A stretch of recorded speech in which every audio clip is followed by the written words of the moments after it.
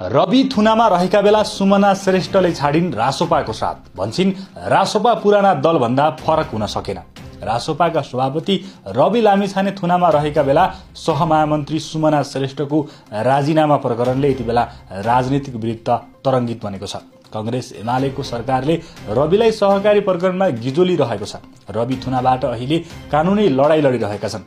आफू निर्दोष रहेको बताउँदै आएका रवि थुनामा गएपछि सुमना श्रेष्ठले भने साथ छाडेकी हुन्। उनले पार्टीमाथि जनताको ठूलो आश रहे पनि नतिजा दिने क्षमता शून्य रहेको बताएकी छन्। उनले भनेकी छन्, अन्य पार्टी भन्दा हामी भिन्न भन्ने, तर रवैया उस्तै रहने मेरा लागि स्वीकार्य छैन।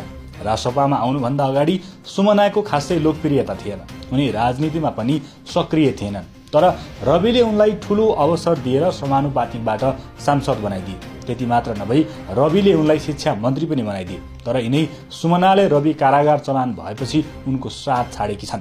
तर अहिले रवि अप्ठ्यारोमा पर्दा साथ छाडेकी सुमनाले आफू यो उचाइमा पुग्नुमा रविको ठूलो योगदान रहेको बिर्सनु हुँदैन।